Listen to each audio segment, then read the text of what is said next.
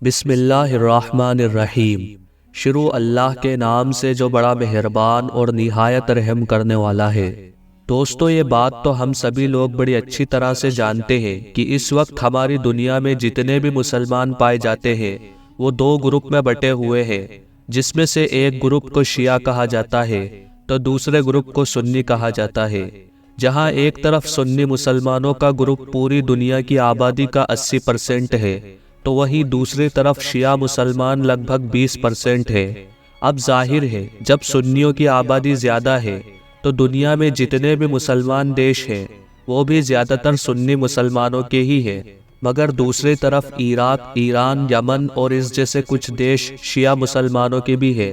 Particularly اگر بات کریں ہمارے پیارے دیش بھارت کی تو یہاں پر جو بھی ٹوٹل مسلم آبادی ہے اس کا لگ بھگ 86 سے 87% سنی مسلم ہے، جبکہ صرف اور صرف 13 سے 14% ہی شیعہ مسلمان ہے۔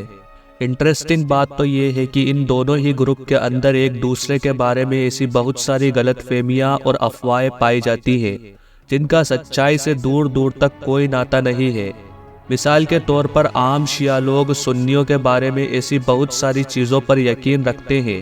کہ جس کو سن کر نہ صرف ہنسی آتی ہے بلکہ وہ چیز لاجیکلی بھی پاسبل نہیں لگتی ہے۔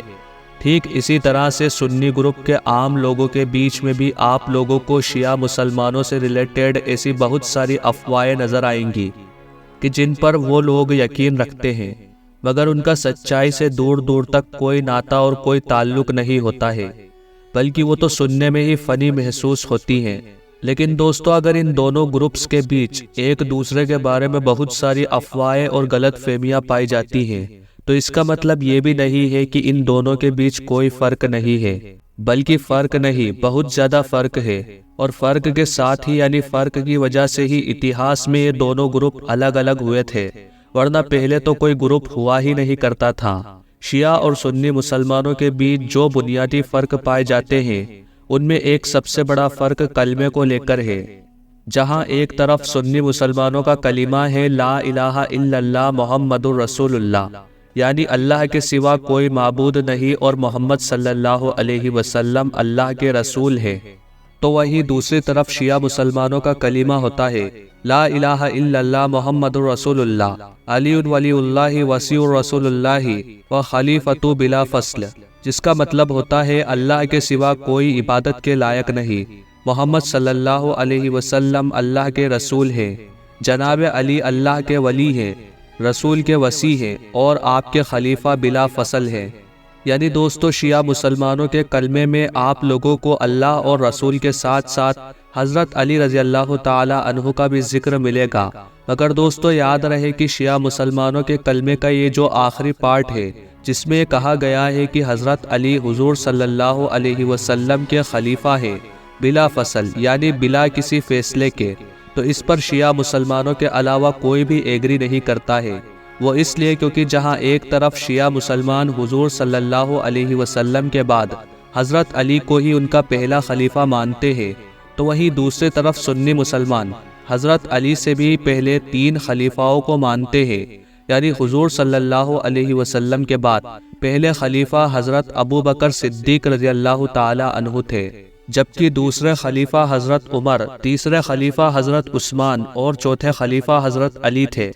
بات کریں اب اگر قرآن کے بارے میں کہ کیا شیعہ اور سنیوں کا قرآن الگ الگ ہے یا پھر ایک ہی ہے، تو دوستو اس کا جواب ہاں بھی ہے اور نہ بھی ہے۔ وہ اس لیے کیونکہ اگر آپ لوگ عربک کے حساب سے دیکھیں گے تو قرآن دونوں کا ایک ہی ہے، مگر اگر ترجمے کو دیکھیں گے یعنی ٹرانسلیشن کو اور اس کی تفسیر یعنی ایکسپلینیشن کو دیکھیں گے تو معاملہ پوری طرح سے الگ ہے۔ یعنی آیت کا ترجمہ مسلمانوں نے الگ طریقے سے کیا ہوگا جبکہ سنی مسلمانوں نے الگ طرح سے کر رکھا ہوگا۔ ایون تفسیر یعنی ایکسپلینیشن میں زیادہ تر آیتوں کا کانٹیکٹ بھی بدلا ہوا نظر آئے گا۔ بات کریں اب اگر نماز کے بارے میں تو دونوں ہی گروپ کے اندر ایک دن میں 5 فرض نمازوں کو ادا کیا جاتا ہے، مگر جہاں ایک طرف سنی مسلمان 5 نمازوں کو الگ الگ کرتے ہیں تو وہیں دوسری طرف یہ مسلمان اپنے کچھ نمازوں کو آپس میں ملا لیتے ہیں، جس کی وجہ سے وہ ان ساری ہی نمازوں کو 3 وقتوں میں ہی ادا کر لیتے ہیں۔ اس کے علاوہ رمضان کے مہینے میں بھی سنی مسلمانوں میں جو تراویح کا کانسیپٹ پایا جاتا ہے، جس کو سنی مسلمان بڑے شوق سے پڑھتے ہیں، اور کیونکہ وہ سال بھر بعد واپس آ رہی ہوتی ہے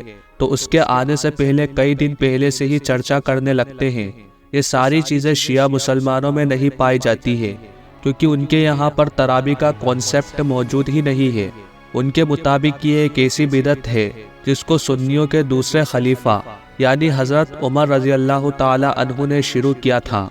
اس کے علاوہ ان دونوں گروپس کے بیچ ایک بڑا فرق حضرت امام مہدی کو لے کر بھی ہے۔ اس بات پر تو پوری دنیا کے ہی مسلمان یقین رکھتے ہیں کہ دراصل حضرت امام مہدی جو کہ آخری خلیفہ ہوں گے، وہ قیامت سے پہلے ظاہر ہوں گے، ہماری دنیا سے ظلم و ستم اور ناانصافی اور اس طرح کی ہر غلط چیز کو مٹا کر رکھ دیں گے۔ اس کے بعد دنیا میں امن قائم کریں گے اور اپنی ایک خلافت بھی قائم کریں گے۔ لیکن دوستو، اس پورے معاملے میں جہاں ایک طرف سنی مسلمانوں کا یہ ماننا ہے کہ حضرت امام مہدی قیامت سے پہلے پیدا ہوں گے، باقاعدہ وہ پرورش پائیں گے، بڑے ہوں گے، اور پھر صحیح وقت آنے پر ہی لوگوں کے سامنے ایز امام مہدی یعنی کہ امام مہدی کے طور پر ظاہر ہوں گے، اور اس کے بعد ہی دھیرے دھیرے خلافت قائم کریں گے۔ مگر دوسری طرف شیعہ مسلمانوں کا یہ ماننا ہے کہ قیامت کے قریب کے دور میں حضرت امام مہدی پیدا نہیں ہوں گے، بلکہ وہ تو ہماری دنیا میں آلریڈی پیدا ہو چکے ہیں۔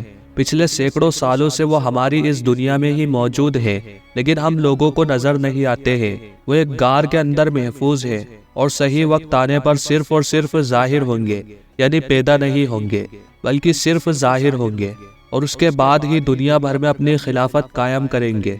دوستو، شیعہ اور سنی گروپ کے بیچ ایک بڑا اختلاف حضرت علی رضی اللہ تعالی عنہ کو لے کر بھی پایا جاتا ہے۔ شیعہ لوگوں کا یہ ماننا ہے کہ حضرت علی شیر خدا، حضور صلی اللہ علیہ وسلم کے بعد باقی جو نبی اور رسول ہے ان سے بھی زیادہ افضل ہے، جبکہ سنی مسلمان اس نظریے اور اس عقیدے کو پوری طرح سے ریجیکٹ کرتے ہیں۔ سنی مسلمان حضرت علی شیر خدا کو داماد رسول اور اسلام کے خلیفہ کے طور پر ہی کنسیڈر کرتے ہیں۔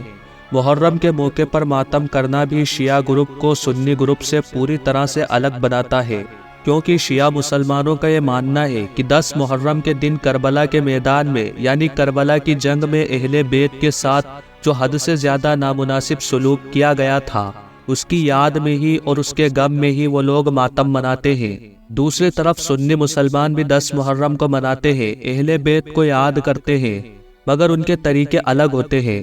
طلاق کا کانسیپٹ بھی ان دونوں گروپ میں الگ الگ پایا جاتا ہے۔ جس طرح سے سنی مسلمانوں میں نکاح کے وقت گواہوں کا ہونا ضروری ہوتا ہے، بالکل اسی طرح سے شیعہ لوگوں میں طلاق کے وقت بھی گواہوں کا ہونا ضروری ہوتا ہے، یعنی شیعہ گروپ میں گواہوں کے بغیر طلاق نہیں ہوتی۔ فی الحال دوستو، آج کی اپنی ویڈیو کو ہم یہیں پر ختم کرتے ہیں۔ مجھے امید ہے کہ آج کی ویڈیو آپ لوگوں کو بہت زیادہ انفارمیٹیو لگی ہوگی۔ ویڈیو پسند آنے پر نہ صرف ویڈیو کو لائک کریں بلکہ اپنے فرینڈز کے ساتھ بھی ضرور شیئر کریں، اور اسی طرح کی نالجیبل اور ہسٹوریکل ویڈیو ہمیشہ دیکھنے کے لیے ہمارے چینل کو سبسکرائب کرنے کے ساتھ ساتھ بیل آئیکن کو بھی پریس کریں۔ ملتے ہیں نیکسٹ ویڈیو میں، تب تک کے لیے اللہ حافظ۔